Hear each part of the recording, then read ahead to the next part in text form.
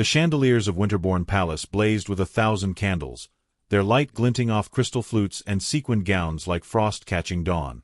Perfume and violin notes drifted through the vast ballroom where London's finest had gathered, lords and duchesses, widows with diamonds like tears, and officers in scarlet dress coats gleaming with medals that had never seen battle. It was a night of illusion, gilded and perfect, until she spoke. The Duchess of Wexmoor stood amid the whirl of waltzing couples, her gown a masterpiece of pale ivory silk that shimmered with each trembling breath. Her gloved fingers clutched her fan, closed so tightly the ribs creaked. Across from her, her husband, the Duke, cut a figure of composure so still it bordered on cruelty. His dark hair was immaculate, his expression unreadable, and his eyes, those cold river-gray eyes, met hers without flinching. "Your Grace," she whispered, her voice shaking like the flicker of a candle. "You would have me pretend all is well, as though I were blind to the way you look at me." The orchestra played on, a swirl of violins and cellos drowning the murmurs. The Duke's jaw tightened. "You are mistaken, madam," he replied, his voice low, controlled, and perilously calm. "This is neither the time nor the place." But she could not stop. The words had waited too long, trapped behind every smile she'd forced for the sake of decorum, every whispered pity she'd endured from the women who envied her title but pitted her marriage. "No," she said, louder now, so that heads began to turn, fans paused mid-air. "The time for silence has long passed. You are not fit to be a husband." The music faltered. The bow of a startled violinist scraped across his strings, producing a gasp of sound that seemed to slice the air. The ballroom stilled. Only the chandeliers dared tremble. The Duke's expression did not change, but something in his eyes flickered, rage, perhaps, or sorrow, or the shadow of a wound long buried. He took one step closer, close enough that only she could hear his next words. "You have just undone yourself, my dear. The world will not forgive what it has just witnessed." Her lips trembled, but pride steadied her. "Then let the world see truth for once," she said. "Let it see the man behind the title."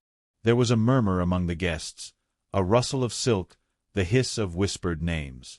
Someone gasped. A marchioness dropped her handkerchief. A colonel pretended to adjust his cuff. The Duchess could feel the heat rising to her cheeks, the crushing awareness that she was no longer a woman but a spectacle. The Duke bowed slightly, his voice smooth as glass. "Then truth it shall be," he said, and with that, he turned his back to her. He crossed the ballroom floor alone, his figure tall, unhurried, devastating in its composure. The orchestra hesitated, then fell into uneasy silence. The Duchess stood frozen as the whispers multiplied like ripples across a still lake. She defied him. Before everyone. Unthinkable. She turned toward the grand mirror behind the orchestra. In its reflection, she saw not a duchess, but a trembling girl wearing another woman's grace. Her own reflection seemed foreign, pale, wide-eyed, fragile. She had spoken her truth, and yet the triumph she imagined felt hollow, like the echo of laughter in an empty room. A man's voice broke through the noise. "Her Grace appears unwell." The Marquis of Ellingham, the Duke's oldest friend, stepped forward, concern etched across his noble face. "Allow me to escort you." "No," she said quickly. "I am quite well." Her voice sounded distant to her own ears, a ghost of defiance still clinging to form. The crowd began to part, uncertain whether to pity her or applaud her courage. No one dared speak the obvious, that the scandal they had just witnessed would fuel the city's gossip for months. Every pair of eyes followed her as she turned from the mirror and walked toward the terrace doors. The cold night waited beyond, like a punishment she had chosen. Outside, the air was sharp and scented with rain. The garden stretched out in silver and shadow, the fountains silent under the weight of the hour. She clutched the stone balustrade, letting the cold seep into her palms. Inside, the orchestra began to play again, softly, awkwardly, as though trying to erase the moment with melody. But nothing could undo what had been said. She remembered the first time she had met him, how young she'd been, how dazzled by his poise. He had spoken so little, yet every word had felt like destiny. Now, that same silence felt like a wall built to keep her out. A voice drifted through the open doors. "Your Grace." She turned. The Duke stood framed by candlelight, his expression solemn, not angry but infinitely tired. "You could have told me in private," he said.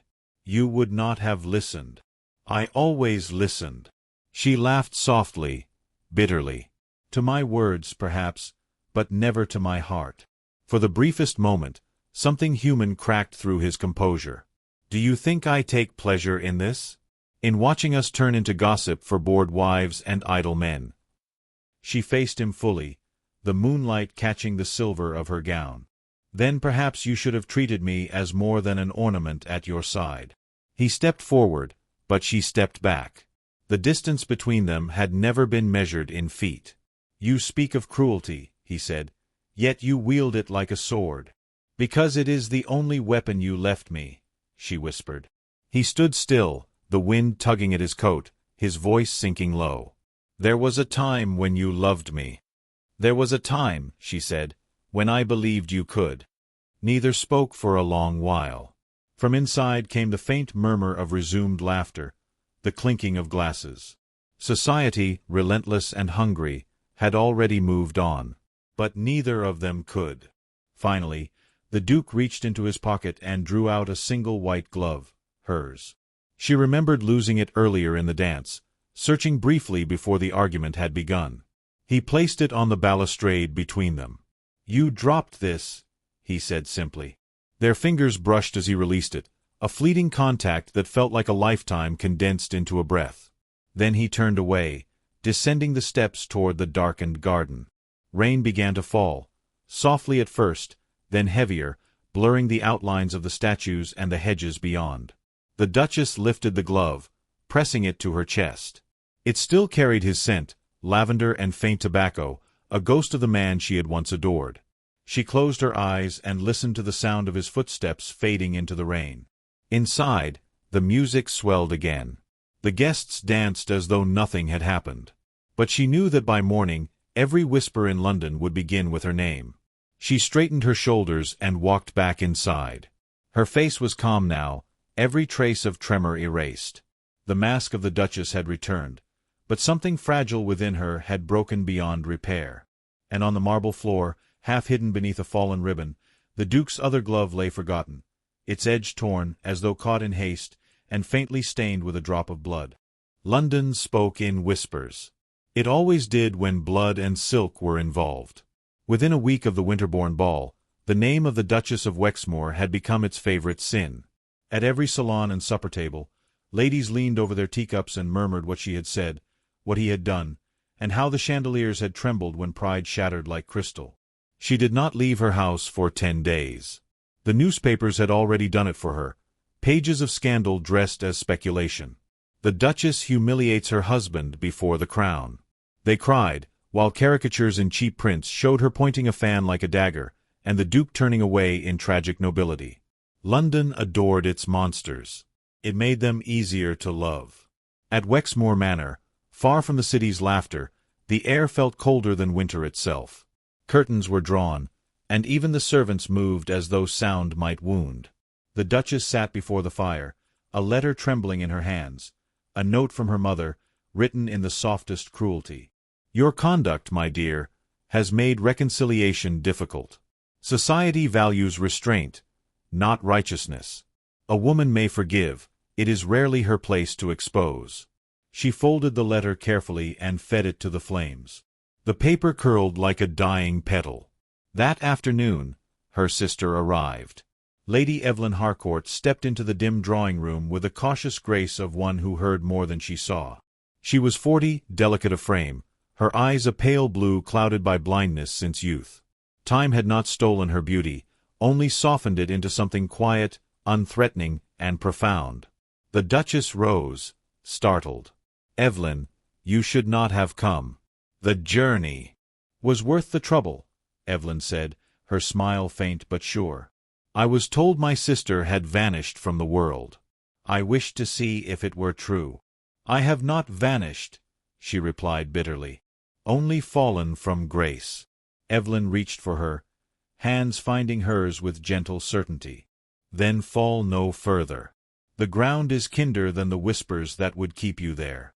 The words broke something inside her. She sank into the nearest chair, her composure unraveling in the presence of the only soul who had ever seen her without judgment. They call me proud, heartless, unfit. Perhaps they are right. Pride is merely the armor we wear when no one offers shelter, Evelyn said softly. Do not let it become your prison. Outside, the rain began again, slow and patient, as if heaven itself were listening. Days bled into one another. The Duke's name appeared constantly in the papers. His return to Parliament, his presence at charitable galas, his dignified silence in the face of insult. He neither defended nor condemned her. His restraint only deepened her disgrace. The Duchess began to wander the estate gardens at dusk, where no one could see her shame. It was there, amid the roses and wilting lavender, that she first saw him again. The Duke stood near the old fountain, his posture rigid against the fading light. A servant had sent word of his arrival, but she had not believed it until now. He turned when she approached, his expression unreadable. "Your Grace," she said quietly. "Madam," he replied with a curt nod. "I came to settle accounts concerning the London townhouse." She laughed without humor. "You crossed half the country to discuss property?" "I crossed distances for duty, not desire," he said, though his eyes betrayed the faintest tremor. "You will find the papers in the library." As he turned to go, she noticed someone standing by the path. Evelyn, holding a basket of pressed flowers. "I had no wish to intrude," Evelyn said softly. "I only came to gather lavender for the drawing-room." The Duke inclined his head. "Lady Evelyn, it has been many years." 17, she said with a small smile. "But I still remember your voice. It was always kinder than your silence." The Duchess felt the air shift, strange and weightless. Her husband, so often impenetrable, looked unsteady for the briefest moment. He took Evelyn's hand to greet her, and she did not flinch at his touch, though she could not see his face.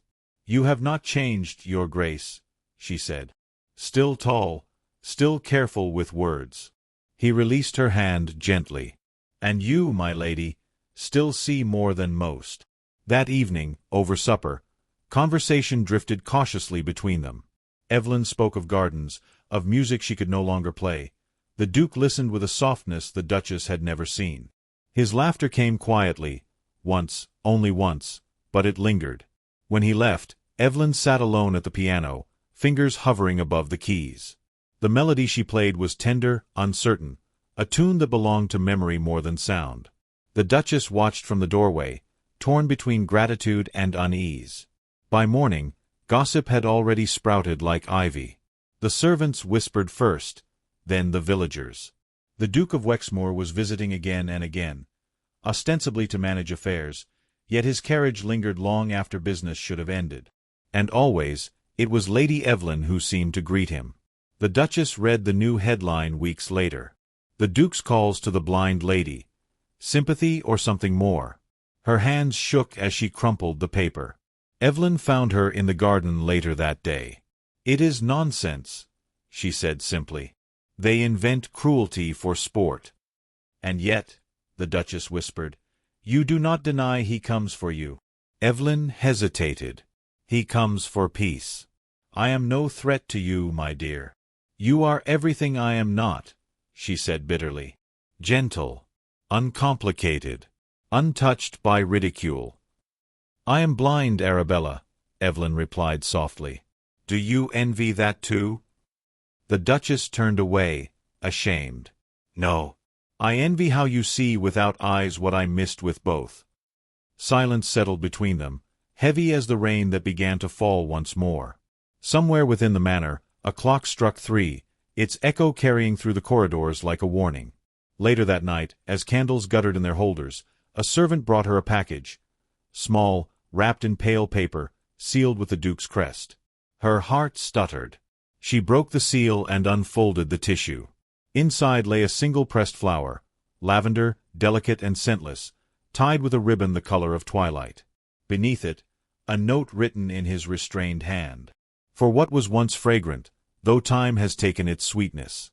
She sat motionless for a long time, the weight of the token in her palm unbearable. From her window, She saw his carriage departing down the moonlit road, wheels whispering against wet gravel. Beside him, she glimpsed a pale figure, Evelyn, her head bowed, hands folded in her lap. The Duchess pressed the lavender to her lips, not knowing whether to weep or curse. Behind her, the fire crackled and died. And far beyond the walls of Wexmoor, London prepared its next morning's gossip, the ink already drying beneath the headline none of them would forget. The Duke and the Blind Sister. A sympathy too tender for decency.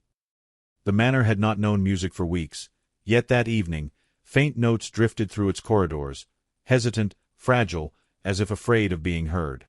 The Duchess followed the sound toward the drawing-room, her heart uneasy.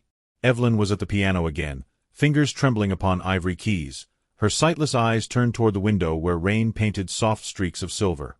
"You play beautifully," Arabella said, pausing in the doorway. Evelyn smiled faintly. It was never the playing that mattered, only the listening. Arabella stepped closer, her voice low. "And who do you play for now?" "For peace," Evelyn answered. "For forgiveness."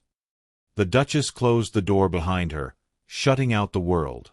The silence between them was fragile, heavy with what neither dared to name. "He was here again today," Arabella murmured. Evelyn's hands stilled upon the keys. "Yes.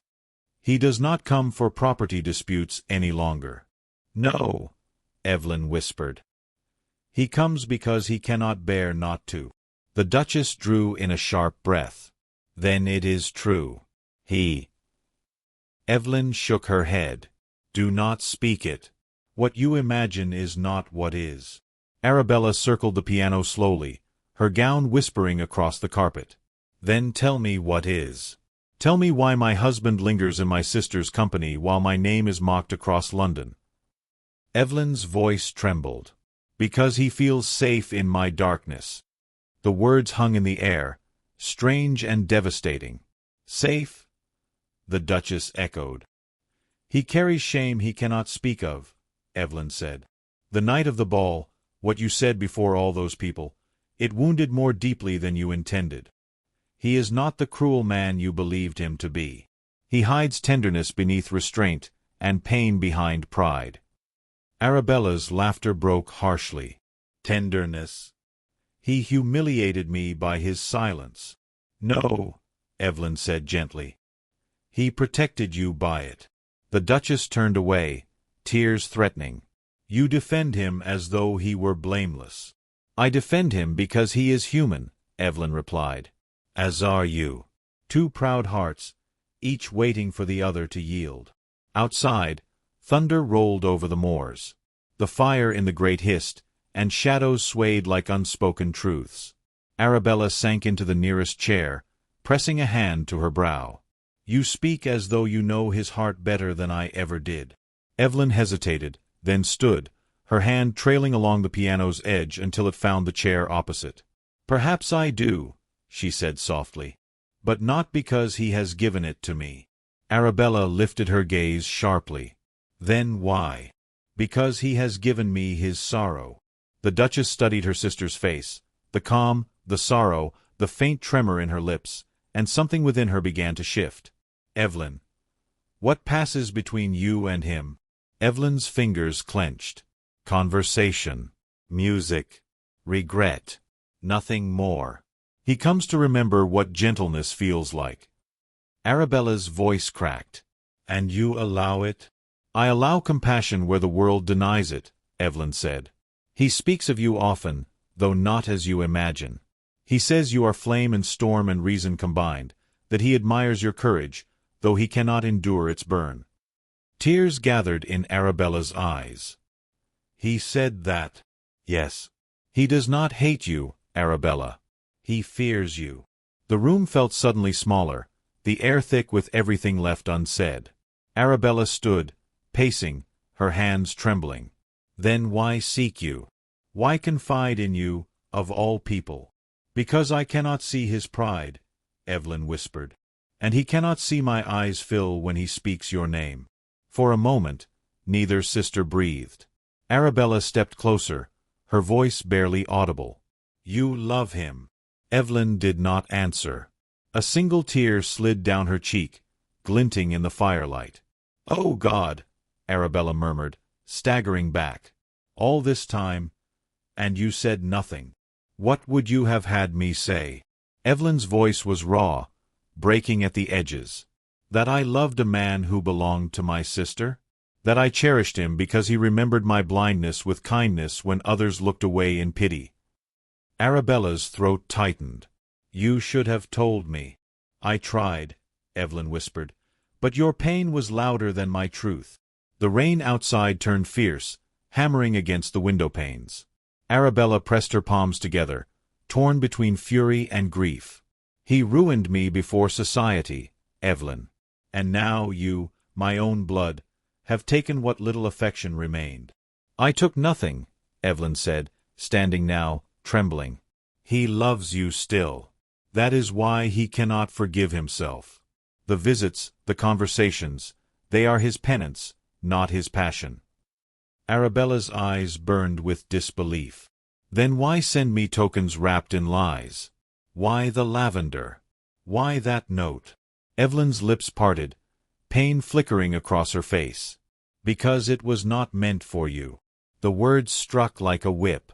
Arabella froze, color draining from her face. "What do you mean?" Evelyn's voice was barely a breath. "He sent it to me, but with your name upon it." He wished to remind himself that tenderness, when misplaced, becomes cruelty. He meant to end the visits, to preserve your honor, and mine. Silence fell. Even the storm seemed to pause. Arabella's hand went to her mouth. "Then the world believes what even I began to fear, that he loves you." "And he does not," Evelyn said, voice breaking. "He pities me. And I, in my weakness, mistook pity for warmth." Arabella's fury drained, leaving only exhaustion. She looked at her sister, the woman who had once guided her through childhood's fears, who had never envied, never competed, and felt the first sting of remorse. "Forgive me," she whispered, "for doubting your heart." Evelyn smiled faintly. "There is nothing to forgive. We are both bound by the same chain, the Duke's silence." A clock struck midnight. The sound lingered like the toll of fate. Arabella crossed the room and took Evelyn's hands. "He will come again," she said. "When he does, I shall speak to him, not as his wife, but as the woman he wronged." Evelyn turned her sightless gaze toward the sound of her sister's voice. "Then speak truth, not vengeance." Arabella nodded. "Truth is all that remains." The candles flickered low, their light softening to gold. Somewhere beyond the storm, a carriage approached, the rhythm of hooves faint yet unmistakable. Evelyn heard it first. Her breath caught. "He is here," she whispered. Arabella straightened, her face pale but resolute. "Then the night will end as it should have long ago, with nothing left unsaid." Evelyn's hands tightened around hers. "Be kind, Arabella. Kindness is rarer than love." The Duchess smiled faintly, a glimmer of the woman she once had been. "Tonight," she said, "he will learn that I am capable of both." The carriage wheels ground to a halt outside. The clock struck once more, 12, the hour of confessions. Arabella released her sister's hands and moved toward the door. The air seemed to hold its breath, waiting. Behind her, Evelyn sat alone at the piano, fingers resting on the keys but not playing. The silence between notes felt like prayer. Arabella paused at the threshold, her voice low and trembling. "Pray for me, Evelyn." Her sister smiled sadly. "Always." And as the Duchess stepped into the corridor where footsteps and fate converged, lightning flashed across the window, illuminating her reflection, a woman no longer broken, but ready to be seen. The chandeliers of Wycliffe Manor burned brighter than they ever had, their light glinting off 1,000 cut crystals that shimmered like captured stars. It was the Duke's grand ball, the very stage upon which humiliation had once been publicly borne. Yet tonight, the air held something else. Expectation. Whispered apologies. A fragile, trembling hope. Arabella stood at the top of the marble staircase, a vision in pale silver silk. The fabric shimmered like moonlight on still water, and though her beauty drew eyes, It was not her gown that silenced the room, it was her composure. Once, her entrance had been an act of pride. Tonight, it was an act of courage. Music swelled, gentle and deliberate, as she descended. The Duke stood below, darkly dressed, the embodiment of restraint. Time had carved shadows into his features since that night, not of age, but of regret. When he looked up, his gaze found hers through the sea of glittering faces. Neither smiled, neither bowed. Yet something in the air between them shifted, not reconciliation, but readiness. Every whisper ceased as she reached the final step. The world watched, breath held. Arabella inclined her head slightly, a silent challenge, or perhaps an invitation. "My lady," he murmured, bowing deeply. "My lord," she replied. Their voices met like glass against glass, fragile but resonant. He extended his hand. She hesitated. Then, with a breath that trembled only slightly, she placed her gloved fingers in his. The orchestra began the waltz, the same melody that had once carried their downfall, the same rhythm that had ended in whispered disgrace. Now it began again, not as memory but as test. They moved together with practiced precision, though each step was laden with history. The crowd watched in spellbound silence. Her perfume, faint jasmine and rain, brushed against him like a remembered dream. His hand at her waist was steady, almost reverent. "You should not have come," he said softly. "Nor should you have kissed my sister's hand," she replied, her tone even. He faltered for only a breath, then smiled without warmth. "Ah, then we are both guilty of what we ought not to have done." "Mine was survival," she said. "Yours was scandal." "Then let us settle the debt," he murmured, his breath near her ear. "Here, before them all." She looked up, eyes sharp. "You would make a spectacle of regret?" "I would make amends in the only language this world understands, appearance." Arabella's laugh was bitter. "You think a dance can undo public ruin?" "No," he said quietly. "But perhaps it can begin forgiveness." The orchestra's rhythm deepened, and the crowd parted, giving them space.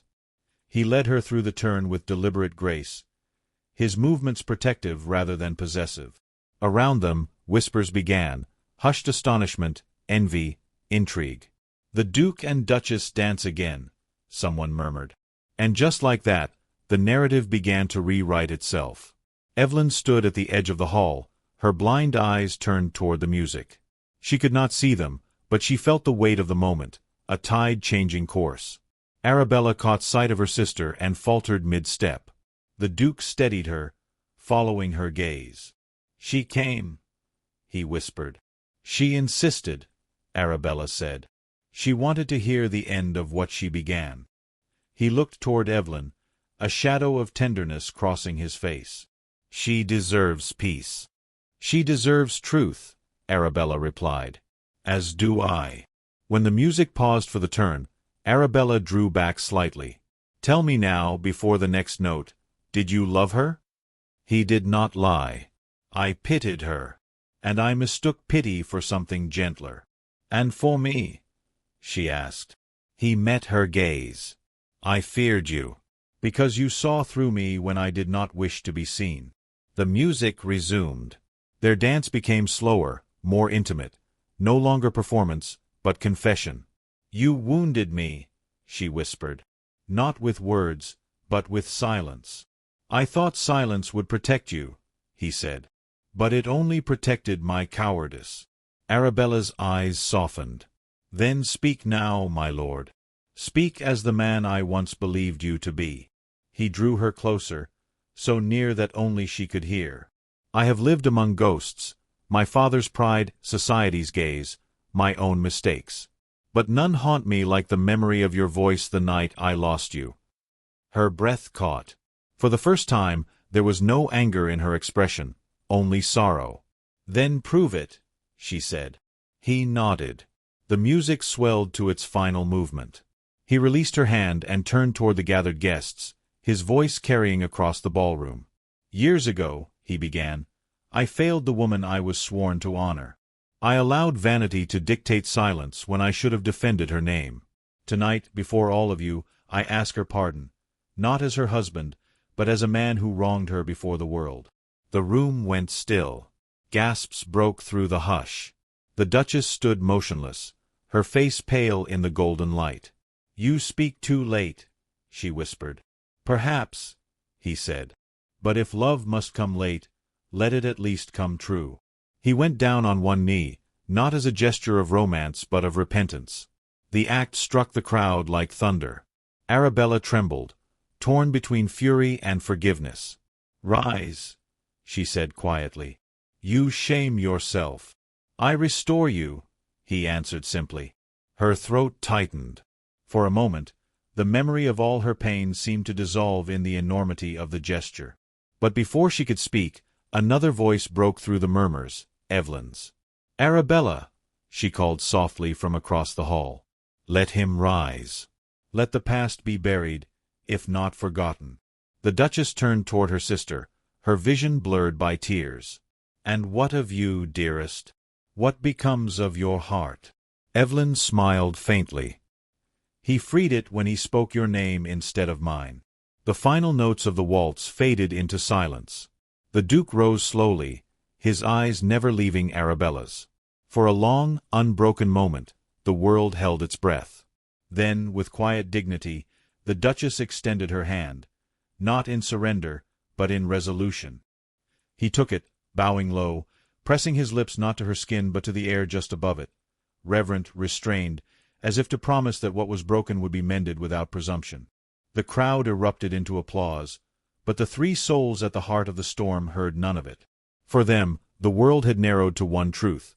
Forgiveness is not the absence of pain, but the courage to face it together. And yet, as the guests began to murmur blessings and gossip of reconciliation, the Duchess felt a strange chill course through her. Her sister's pale face had turned toward the door, her expression distant, almost foreboding. Outside, the sound of another carriage arrived, unfamiliar, unannounced. Arabella's hand stiffened in the Duke's grasp. "Who else comes at this hour?" she whispered.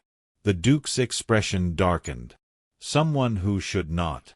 The doors began to open, and once again, silence fell across the grand hall. The ballroom's applause faded as the heavy doors creaked open. A gust of cold air swept through the hall, scattering candle flames and ribbons of perfume. Every head turned toward the entrance, where a man stood silhouetted against the storm. His coat dripped with rain, his gloves black as ink.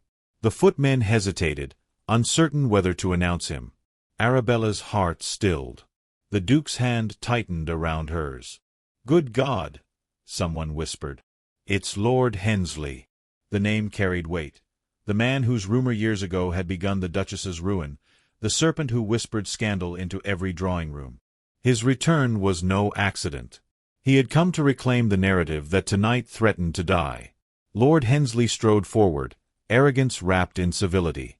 "Forgive my intrusion," he said smoothly, bowing. "It seems I arrive at the hour of reconciliation." His eyes, cold, pale, unrepentant, moved between the Duke and Duchess. What a triumph of forgiveness! The woman once shamed, now restored. The husband once disgraced, now redeemed. He smiled faintly. And the blind sister. How very poetic. Evelyn turned her face toward him, unseeing yet unafraid. "You have said enough, my lord." "On the contrary," Hensley replied. "I've said too little for years." Arabella stepped forward. "You have no place here." "Don't I?" he said, voice silken. "After all, your ruin was my creation. Surely the author is owed an epilogue." The Duke moved between them, his jaw rigid. "Leave this house before I forget I am a gentleman." Hensley smirked. "You forget it daily, your grace." Gasps rippled through the guests. The music, the laughter, the whispers, all gone. Only the storm outside spoke now, thunder murmuring like a distant drum. Arabella looked at Hensley with icy calm. "You came for spectacle. You will leave with silence." He laughed softly. "Silence? My dear Duchess, that is precisely what I came to break." He reached into his coat and drew forth a folded paper, sealed with wax. "A letter," he said. "Written by your husband to your sister. Shall I read it aloud?" The Duke went white. "You would not dare." "Oh, but I would." Before he could speak another word, Evelyn stepped forward. Her cane struck the floor like judgment. "Enough." Her voice was clear, stronger than it had ever been. "You seek cruelty, my lord. Allow me to deny you its pleasure." She turned toward the sound of her sister's breathing. "Arabella, the letter is mine. He wrote of pity, not passion. I burned it long ago, though the ash seems to have found its way into his hands." A murmur spread. Hensley faltered for the first time. "You lie," he hissed. "I do not need sight to see deceit," Evelyn said. "You profit from the pain of others because you have none of your own. That is not cunning. That is vacancy." The Duke took the letter and held it to the nearest candle. The wax melted, the paper caught fire. He dropped it into the nearest glass, where it hissed and vanished into smoke. "There," he said. "Your power undone." Hensley's composure cracked. "You think this ends me?" "No," Arabella said softly. "You end yourself." Guards stepped forward at the Duke's signal. Hensley turned, seething, but the crowd, the same crowd that once had feasted on gossip, now turned its back on him. The Duke's voice cut through the hall. "Escort him out." The doors closed with a thundering finality. The storm outside broke fully then, rain hammering the glass like applause from heaven itself. Silence lingered, deep and trembling. Arabella turned to her husband. "It is over," she whispered. He looked at her, eyes hollow with relief. "No, Arabella. It is only begun." The guests began to disperse quietly, leaving the three of them, Arabella, the Duke, and Evelyn, standing beneath the dying light of the chandeliers. The fire flickered, reflected in Evelyn's pale eyes. "I should go," she said. "London has had enough of us." Arabella took her hands. "Stay. There is room for forgiveness yet." Evelyn smiled faintly. "There is always room, but not always peace. I must find mine elsewhere." The Duke bowed to her deeply, genuine respect in every movement. "You were the truest among us," he said, "and I treated you as shadow when you were light." Evelyn tilted her head. "Then let the light guide you both now." Outside, the storm eased to a whisper. She moved toward the door, her cane tapping softly, each step echoing like the fading of an era. Arabella watched her sister go, her chest tight with gratitude and sorrow. When the door closed behind her, the Duke turned to Arabella. "We are alone again," he said quietly. "Not as before," she replied. He approached her slowly, uncertainly. "What remains of us, Arabella?" She looked at him for a long time. "Only what we choose to rebuild." He took her hand. "Then let me begin." They walked together toward the window, watching the first calm light of dawn break through the clouds. The world outside shimmered with rain, the gardens glistening like new glass. For the first time in years, she felt no need to defend herself. The war between love and pride had burned itself to embers. He turned to her, voice low. "I once said nothing because words failed me. But I shall not be silent again. I love you." Her breath caught, not in disbelief, but in recognition. "Then say it not as confession, but as promise." He smiled, faintly, honestly. "As promise, then." Their foreheads touched, not as lovers rekindled, but as two weary souls finally at peace. Moments later, the faint sound of hooves drifted through the mist, Evelyn's carriage departing down the long, wet road. Arabella pressed her hand to the glass, whispering, "Go where light needs no eyes to find you." The Duke placed his hand gently over hers. "She will find peace." Arabella nodded. "And so shall we." The ballroom stood silent now, emptied of vanity and filled with something purer, the aftertaste of truth. The fire burned low, its warmth steady and unashamed. Outside, the first bird sang. Arabella turned toward her husband. "Let the world whisper as it will," she said softly. "We have lived their judgment and survived it. Now we shall live for ourselves." He looked at her as if seeing her for the first time, not the Duchess of scandal or sorrow, but the woman who had always been his equal. In that quiet hour, as dawn broke across the moors, the Duke and Duchess of Wycliffe stood together before the window, no longer defined by society's eyes but by the simple grace of forgiveness. And far down the misty road, Evelyn lifted her face toward the rising sun. Though she could not see it, warmth touched her cheeks like benediction. She smiled, faintly, as if at last she could hear music again. The carriages, the scandal, the shame, all gone, dissolved in morning light. At Wycliffe Manor, two hearts began anew. And in the hush that followed the storm, the only sound that lingered was not applause, nor gossip, but peace itself, breathing softly at last.